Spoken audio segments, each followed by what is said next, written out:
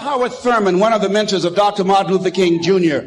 and Albert Schweitzer and Mahatma Gandhi, he was a very brilliant writer. He wrote some things that really grabbed me. He wrote, "Deep is the hunger."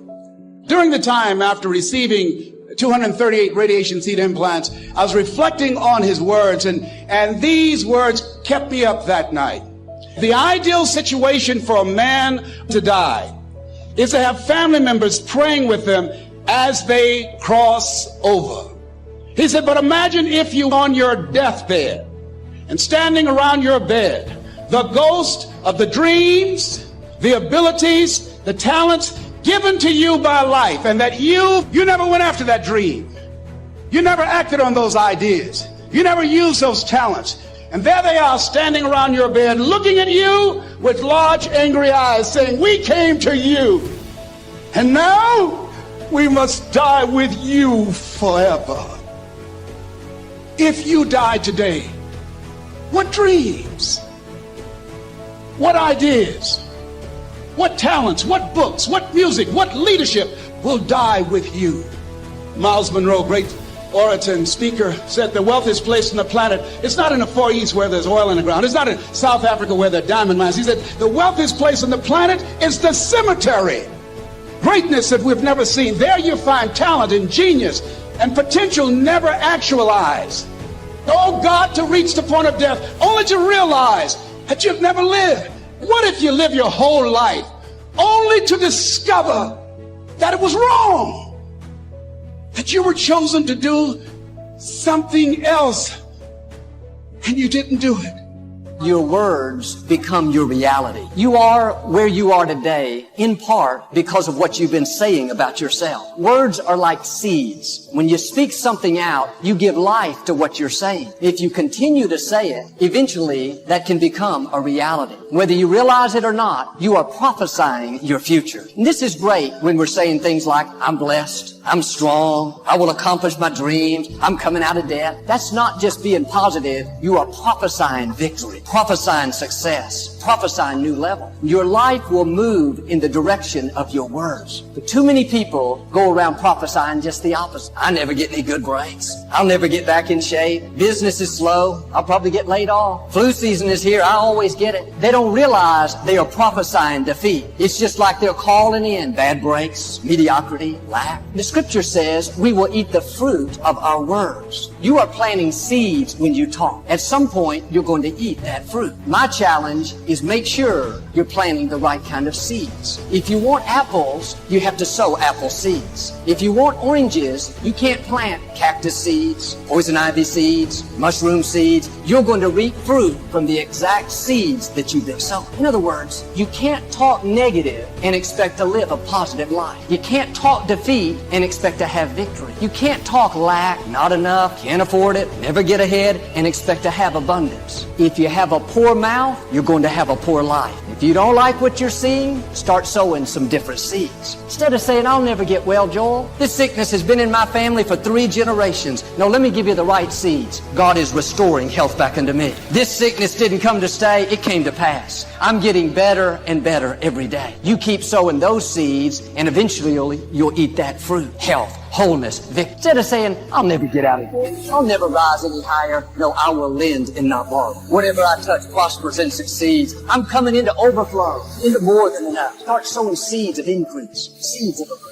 No more, I'll never accomplish my dream. No, I have the favor of God. Blessings are chasing me down. The right people are searching me out. New opportunities, new levels are in my future. You keep talking like that, you'll reap a harvest of good things. James said in the scripture, with our tongue, we can bless our life or we can curse our life. Many people don't realize with their words, they're cursing their future. Every time you say, I'll never get any good breaks, you just cursed your life. I'll never be able to afford that nice. I'll never break this addiction. I'll never meet the right person. Or stop pushing your future. Sometimes the enemy doesn't have to defeat us. We defeat ourselves. Pay attention to what you're saying. Are you blessing your life or are you cursing? I had a classmate in high school that was always very negative. Every time I asked him what was going on, he had this standard.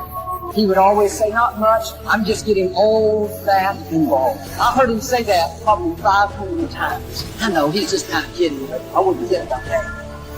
He was one of the stars for our football team, always in great shape, had this thick curly hair. About 15 years later, I ran into him at the mall. When I saw him, I nearly passed out. He had prophesied his future. He looked old, fat, and bald. Friends, don't speak that defeat over your life. Our attitude should be, I'm getting younger. God is renewing my youth like the eagles. I'm getting stronger, healthier, better looking. I'm going to keep my hair. I'm going to stay in my right mind. I'm going to live a long, productive, faith-filled life. Don't go around cursing your future. Start blessing your life. Prophesy good things. There's a young lady on staff here. Every morning before she leaves the house, she looks in the mirror and says, "Girl, you're looking good today." I saw her one time and asked if she was still doing it. She said, "Yeah, in fact, today when I looked in the mirror, I said, girl, some days you look good, but today you look really good." Why don't you stop criticizing yourself, talking about all the things you don't like, how you're getting too old and too wrinkled, too this, too that. Stop cursing your life and start blessing your life. Start calling yourself healthy, strong, talented, beautiful, young. Every morning before you leave the house, look in the mirror and say, "Good morning, you good-looking thing." Now, Brother Paul, you need to do this every hour. Sometimes when we've been traveling a lot, been very busy, Victoria will come to church with me and say, "Joel, I am so tired. Look at me. Can you see how red my eyes are?" I always say, "No, Victoria, you look beautiful. You look as great as ever." She said, "No, I don't, Joel. I know you. You won't tell me." She's right. I don't want to speak defeat. I want to speak victory over her life. I wonder what she would do if I ever said, "Yeah, you're right. You don't look good at all." I'm smarter than that. I know this man that was so concerned that he was going to get Alzheimer's disease. Several people in his family had it. A grandfather, a great uncle. He was in his early 50s, but he was always talking about what might happen. He told me how he is making plans for who could take care of him, get everything lined up. Of course, it's good to use common sense, to be wise, but if you go around talking about when you're going to get it, making plans for it, most likely you won't be disappointed. You're calling it in, just like you're sending it an invitation. I told him what I'm telling you. Don't say another time that you're going to have Alzheimer's. Start declaring, "No weapon formed against me will ever prosper. I will live out my days in good health, with a clear mind, with good memory, with clarity of thought. My mind is alert. My senses are sharp. My youth is being renewed." You got to prophesy health. Prophesy a long, productive life. Your words will become your reality. I am an imperfect soldier for Christ. Key word. Imperfect. Because I know I still do some things that ain't, you know what I'm saying? Hustle. I still see things. But I have learned even how to see beautiful and be spiritual about it. Because you know, out in Hollywood now, there's Me Too movement, this thing. So when I take pictures, I've been taking pictures all over the place at you. You see me taking pictures? You see all my fingers. But I found how to be spiritual. So now, this is how I do it. Whenever I'm walking and I see a beautiful thing, get it off my chest and stay spiritual. So when I walk by and I see it, Jesus, praise the Lord. We're so afraid of being vulnerable. We're terrified of being honest. We're so used to being judged and being held to a standard that society sets for us that we don't give ourselves permission to even ask these questions, let alone answer them. Decide what you need to do and act.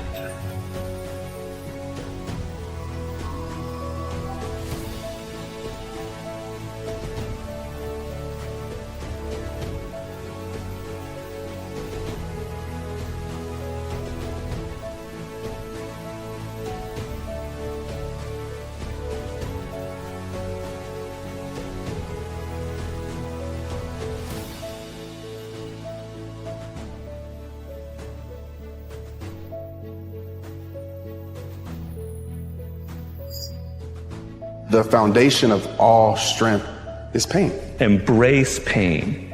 Pain is something to embrace. If there's no resistance to you, you're not going to get anywhere in life.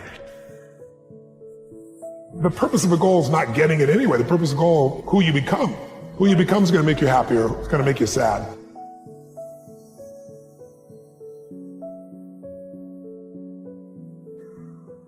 Because some people think when you lose a dream or you lose something that it's over. But you didn't lose who you are. You lost that thing, that placement. Life might not be adding up to what you wanted to add up to, but at least you have every single day is a new beginning. Every day is a new beginning. And certain days aren't going to look like you want them to look, but at least you have another chance. Like 150,000 people die every day. It's 55 million people a year. If you're looking for a blessing, realize that's your blessing. You have another opportunity in life.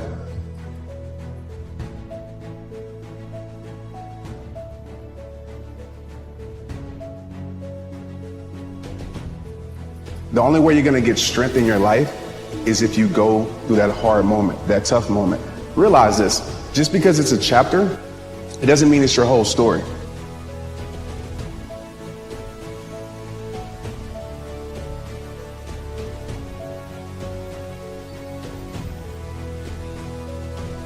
Most people think the things that are temporary are the permanent things. The temporary passing, I'm going through a breakup. You don't understand that in a month you're going to be okay. When you're in a low, when you're feeling bad, you think that thing you're feeling is how you're going to feel forever, which is what makes it feel worse.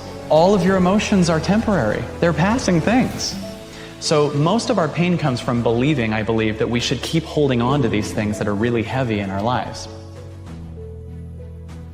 We're constantly looking at life. What is it? What is it? Where are we? Look how interesting. Look at different cultures, different beliefs. How do they come to that? How do I feel about that? What do I think?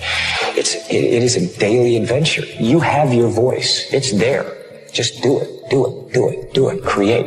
Don't let anyone stop you.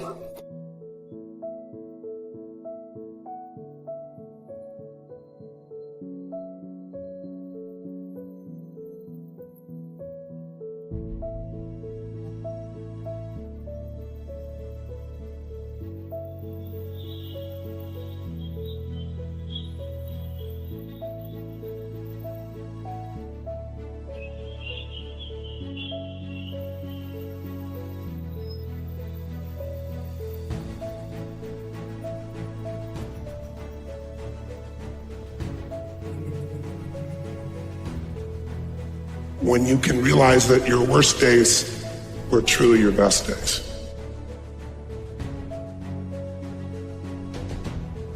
When you can realize that every human being goes through pain and injustice, some more than others, but everyone goes through it.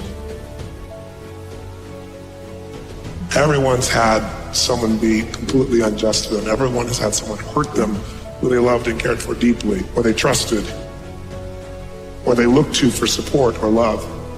It's part of how we grow spiritually. There's no possibility to build muscle without something you have to lift. And if you don't lift it, it will crush you. And if you lift it, it will be painful. It's not easy to lift those things. But the day in which you finally find inside yourself the story and state that finally makes you no longer be willing to be pressed down by your past, that's the day your life not only changes, but you also now have the ability to give the gift to others. And the most beautiful day, though, is the day when you go, it wasn't for all that I hated most, I wouldn't have what I love most. Realizing that there was a meaning in all of it and that it serves something greater than just little me.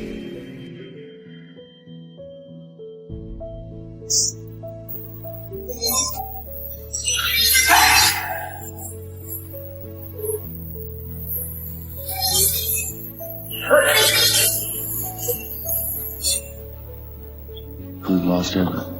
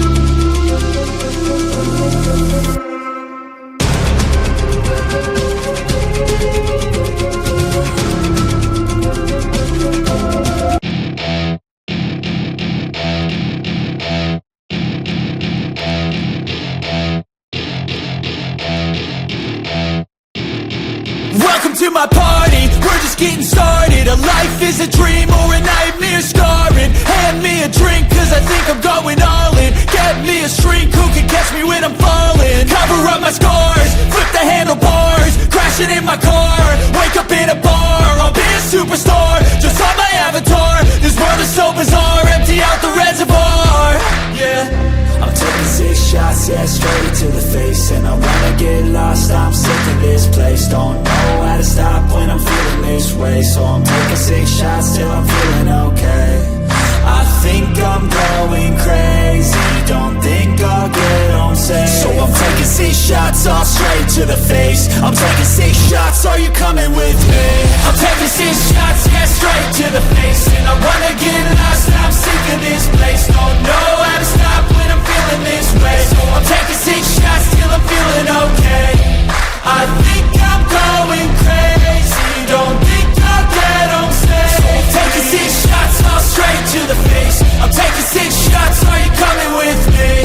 Sometimes you need to let loose, grab juice, get goose, tattoos, taboos, get screwed. Loosen up, buttercup, all those hate comments will never make you feel enough. We're all adequate graduates, hearts full of calluses, but we know calculus. Damn, ain't that fabulous? Can't wait to apply all those mathematicus. But we can't get a job that pays us enough. I'm about to pop up.